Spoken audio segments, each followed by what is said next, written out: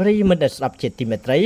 អ៊ីរ៉ង់ប្រាប់ទៅអាមេរិកថាពេលនេះមិនមែនជាពេលចរចាគ្នាទេបន្ទាប់ពីលេចឮព័ត៌មានអំពីការបញ្ជូនផែនការ15ចំណុចរបស់អាមេរិកដើម្បីបញ្ចប់សង្គ្រាមជាមួយនឹងអ៊ីរ៉ង់មកឥឡូវទីក្រុងតេហេរ៉ង់បានចេញមុខបញ្ជាក់យ៉ាងច្បាស់ទៅវិញថាពេលនេះមិនមែនជាពេលដែលត្រូវចរចាគ្នានោះទេសម្ដីនេះគឺចេញពីមាត់រដ្ឋមន្ត្រីការបរទេសអ៊ីរ៉ង់ Abbas Araghchi ដែលថ្លែងនៅក្នុងបទសម្ភាសន៍ជាមួយទូរទស្សន៍រដ្ឋកាលពីថ្ងៃពុធទី25ខែមីនាឆ្នាំ2026នៅក្នុងអំឡុងពេលនោះប្រមុខការទូតអ៊ីរ៉ង់វ័យ63ឆ្នាំរូបនេះបានប្រាប់ថាប៉ុន្មានថ្ងៃមកនេះសហរដ្ឋអាមេរិកបានចាប់ផ្ដើមផ្ញើសារជាច្រើនតាមរយៈអ្នកសម្របសម្រួលផ្សេងៗគ្នាសារទាំងនេះត្រូវបានបញ្ជូនតាមរយៈបណ្ដាប្រទេសជាមិត្តហើយអ៊ីរ៉ង់បានឆ្លើយតបវិញដោយការបញ្ជាក់អំពីគោលជំហរនិងការព្រមានចំថានោះគឺមិនមែនជាកិច្ចសន្ទនាឬការចរចាឬអ្វីដែលស្រដៀងនឹងគ្នានោះឡើយលោកអារ៉ាឈីបានអះអាងថាគោលនយោបាយរបស់អ៊ីរ៉ង់នាពេលនេះ